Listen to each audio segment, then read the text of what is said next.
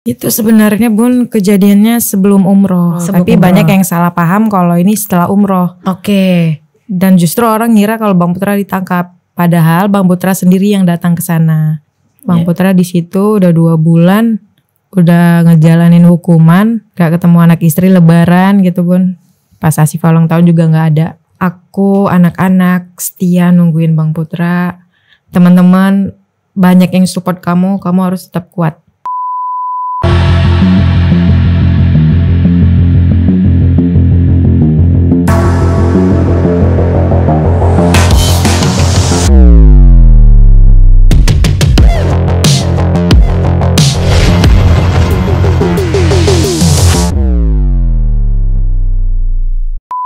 Hai guys, welcome back to Ngobrol Asik. Dan hari ini aku kedatangan tamu yang pokoknya lagi menerima cobaan dan tetap tabah. Ada Mbak Septi Siregar. Oh benar. Aduh suaranya aja udah kayak gitu deh. Udah habis suara. Udah habis ya, udah terbuang energi semua ya selama ini ya berarti ya. Apa kabar sih? Alhamdulillah baik Bunda. Sehat? Baik, sehat. Masih sedih kah? Masih? Kalau sedih ya tiap hari karena biasanya sama suami, sekarang gak sama suami. Iya aku kan tahu banget setiap ketemu kamu pasti berduaan. Tiap ketemu pasti soalnya berduaan. Soalnya gak pernah sendiri. Diundang ke acara gak pernah sendiri. Ngomong di depan orang gak pernah sendiri. Soalnya yang lebih lebih sering ngomong itu Bang Putra bukan saya gitu. Iya kan ketemu Bang Putra kan kebetulan sahabatnya Aura dan Bang Atta. Dan sering banget kita ketemu dan ngeliat kamu berdua. Dan menurut aku Bang Putra juga sosok yang baik gitu ya. Jadi begitu mendengar kabar ini tuh shock banget gitu. Mungkin nanti nanya-nanyanya nanti. Karena aku tuh masih penasaran.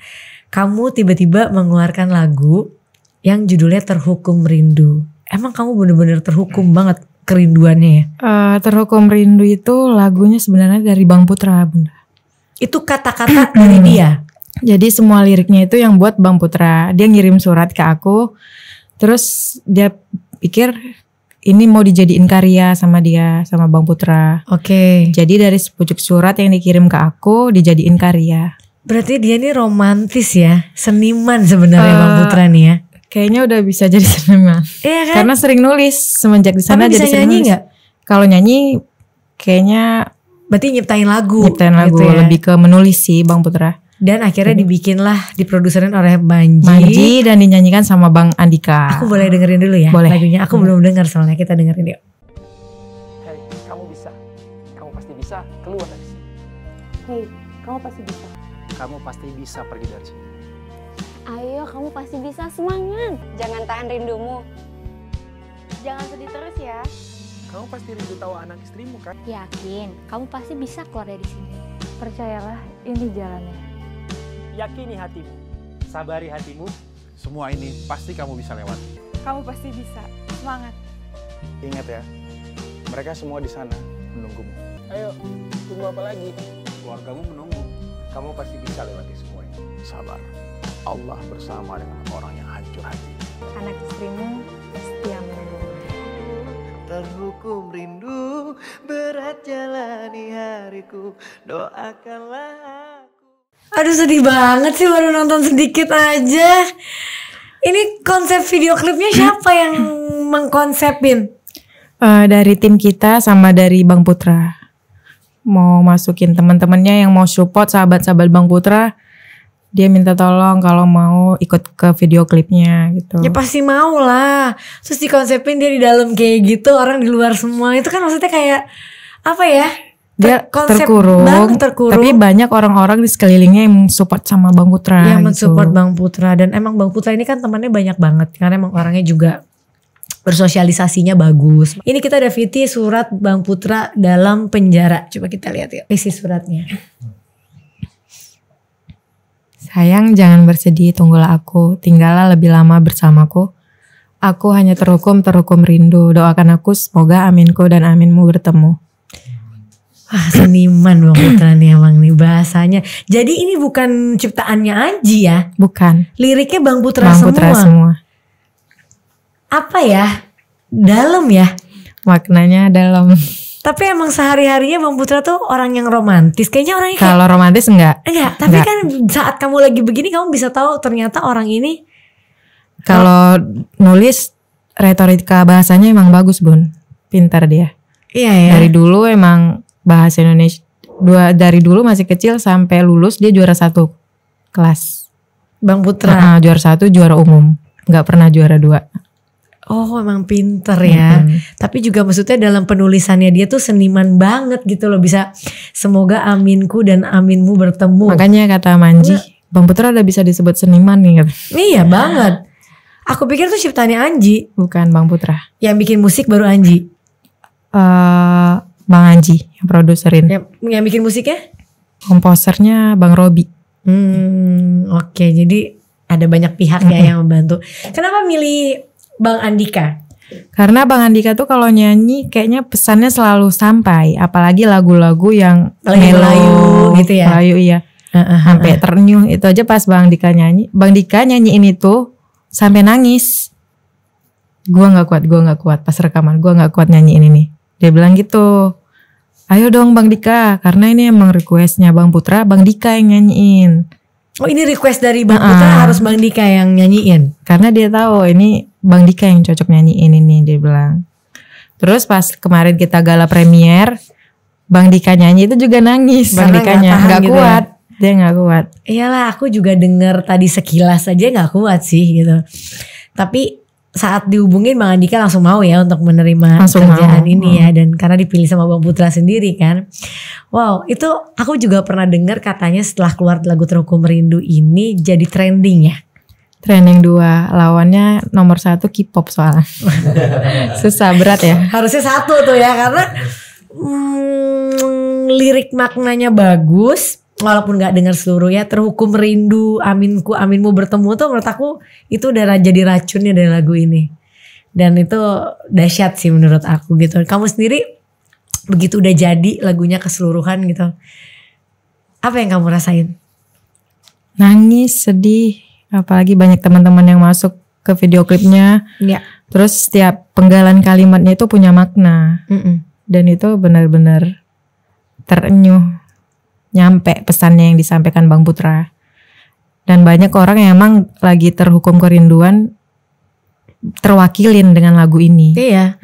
Orang yang jauh, orang yang mungkin kejadiannya sama.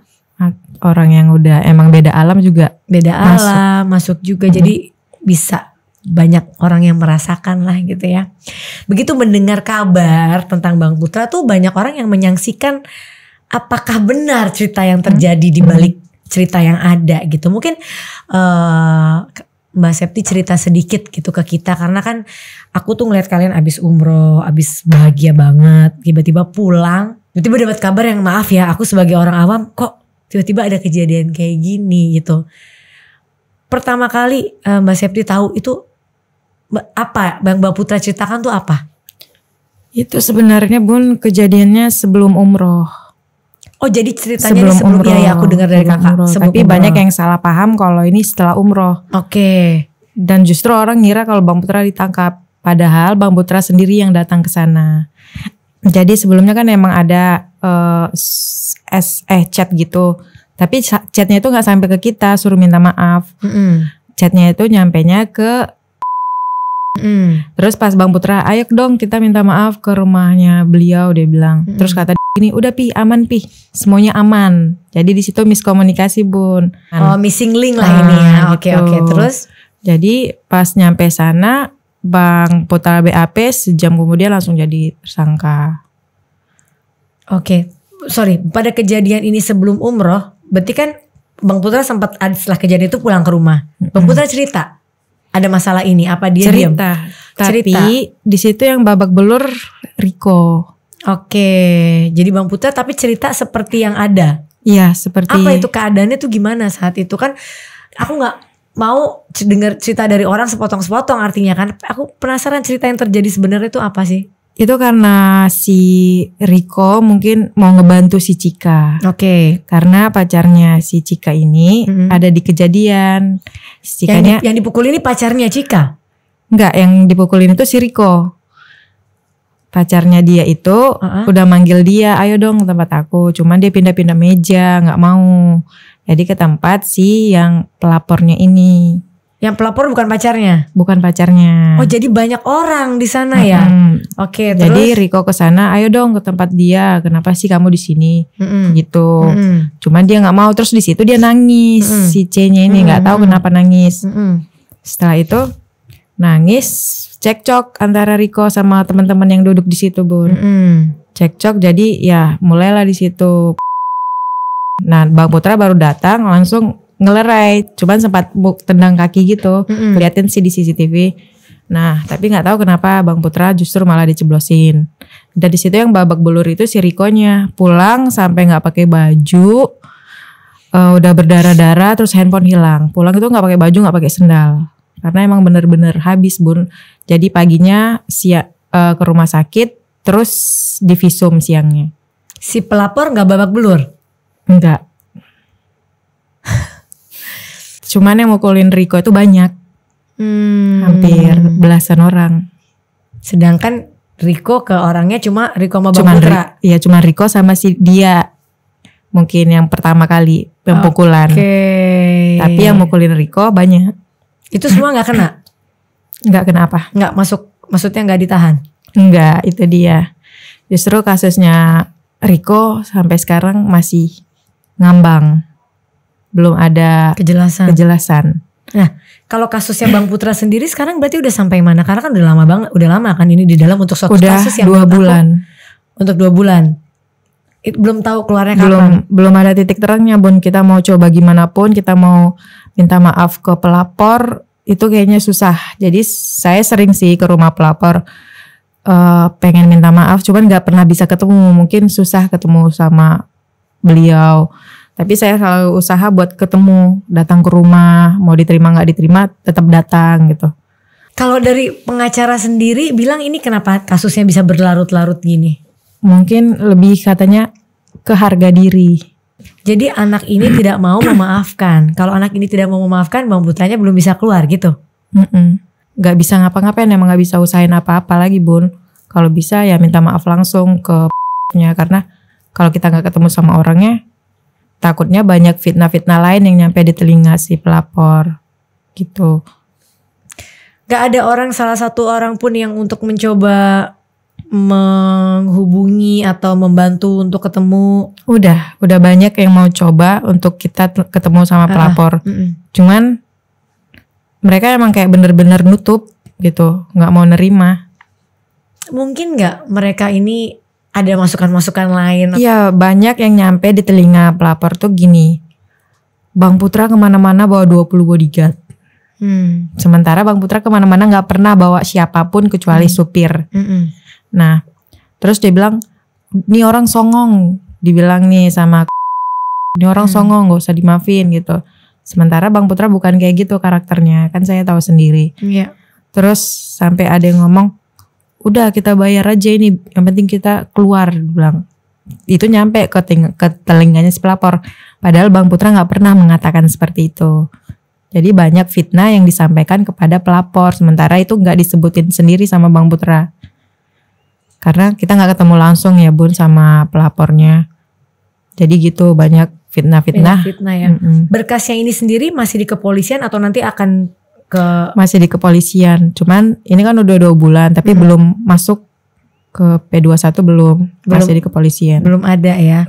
Oke, tapi nanti kan berkasnya akan dilimpahkan ke kejaksaan tentu abis ini. Atau gimana? Gak tahu juga. Soalnya ini gini-gini aja, Bun, flat, gak ada perkembangan. Apapun yang kita lakuin kayaknya gak bisa juga, gak nembus-nembus. Maunya apa sih? Cuman gak nembus. Gak ngerti maksudnya apa. Bang Putra di situ udah 2 bulan, udah ngejalanin hukuman, gak ketemu anak istri, lebaran gitu, Bun. Pas Asifah ulang tahun juga gak ada. Gimana perasaan kamu? Sedih, cuman ya masih ada Bang Hatta, Loli, Torik yang datang surprisein Asifah. Mungkin di situ dia terobati juga, ketemu sama teman-temannya Bang Putra. Cuman dia pasti selalu nanyain ayahnya. Ayah mana, Bun? Terus jawaban kamu apa? Kerja. Cuman kan Asifah pintar. kok ayah kerjanya lama banget ya bun, dia bilang. Syifa tuh yang paling besar? Ya yang paling besar, yang paling dekat sama Bang Putra.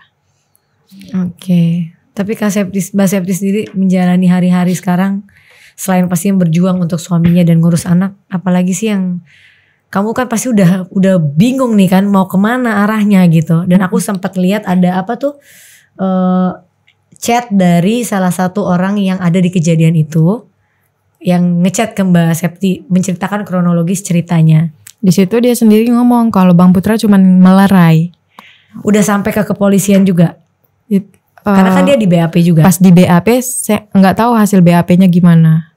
Oh, tapi dia memberi kesaksian bahwa di situ Bang Putra hanya melerai. Iya, di DM saya. Oke. Makanya saya posting. Tapi pas saya posting, dia minta tolong untuk di take down.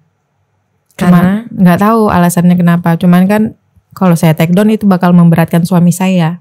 Karena saya maunya ini loh pengakuan si C itu. Yang orang yang ada di TKP juga gitu kan. Tapi kan ada berita-berita miring pastinya dia di yang terjadi gitu ya. Kayak misalnya Bang Putra dibilang begini, ada perempuan lain, ada apa. Banyak banget kasus berita-berita miring yang gak bener. Mbak Septi sendiri cara kuat menghadapi ini gimana? Karena kan mungkin itu ada di tempat malam gitu dengan. Ya, jadi dia emang lagi ada di tempat yang salah, di waktu yang salah bun. Karena sebelumnya yang ngajak ke sana itu si-nya. Bang Putranya nggak mau.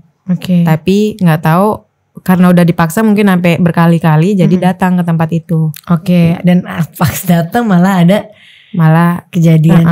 Dengan berita-berita miring yang ada, Mbak Septi kira-kira pernah terpengaruh atau gimana nggak? Enggak, soalnya kan saya yang paling tahu Bang Putra gimana. Iya. Dan emang mereka bisa ngasih bukti apa? Belum ada bukti-bukti yang negatif tentang Bang Putra. Iya. Selama di dalam nih Mbak sampai sekarang gitu udah 2 bulan 3 bulan. Cara kalian berkomunikasi itu gimana? Datang ke sana. Masih boleh datang, tapi gak bawa anak-anak ya? Sekali bawa anak. Cuman Khalid karena itu sampai sakit 4 hari. Belum ngerti juga mungkin anaknya ya? Sakit 4 hari, bangun nyariin ayahnya. Jadi gak tega bawa ke sana. Akhirnya pas ketemu gimana tuh? Dia malu-malu. Karena udah lama gak ketemu ayah kan, sebulan lebih. Pas ketemu ayahnya malu-malu, tapi dipeluk terus. Kangen. Terus pada saat ketemu gitu, ketemu sekarang sebulan sekali, seminggu sekali atau gimana? Seminggu sekali, kadang seminggu 2 kali. Datang ke sana buat jenguk gitu ya. Apa sih pesan-pesan yang Bang Putra sampein selama dia di dalam? Tetap jagain anak-anak. Kamu harus sabar, harus ikhlas, dia bilang kayak gitu. Terus yang paling penting jangan lupa tinggalin sholatnya. Baca doa istri tuh cepat didengar sama Allah, kata dia gitu. Tapi Mbak Septi sendiri menjalani hari yang nanti ke depan gak tahu, gak pasti, dengan gak ada kepastian ini,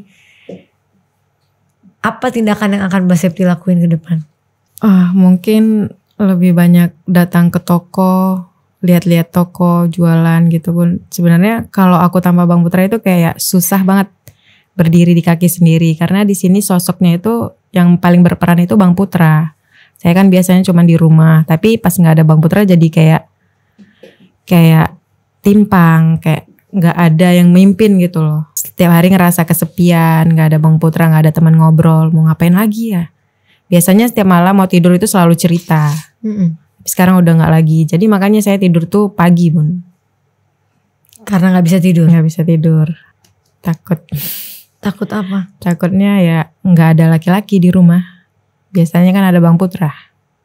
Jadi sekarang di rumah sama siapa? Sama ibu, sama anak-anak, sama suster, sama ART. Itu aja. Nggak ada yang nemenin gitu ya? Nggak ada. Ya. Tapi keluarga support semua dong? Support. Pastinya ya. Keluarga Bang Putra juga. Berarti sekarang tindakan hukum yang akan Bang Putra sama Mbak Septi lakuin apa? Apa pasrah aja atau akan terus berusaha atau gimana? Berusaha dulu, tetap berusaha gimana caranya. Sampai benar-benar capek, lelah. Tapi kata Bang Putra, kamu harus usaha terus ke rumah pelapor. Mau diterima, mau diusir, tetap aja ke sana. Biar dengar dari mulut kamu sendiri kalau kita benar-benar tulus minta maaf, dia bilang gitu. Frekuensi datang ke rumah pelapor tuh berapa minggu sekali? Bulan kemarin itu 3 kali, kalau bulan ini baru 1 kali. Oke. Ya, tapi maksudnya ini kan ada missing link bahwa Bang Putra nggak mau minta maaf, padahal Bang Putra berpikir sudah beres gitu kan. Kalau dari keluarganya Riko sendiri gitu, pasti kan hukumannya Bang Putra sama Riko ini berbeda dong.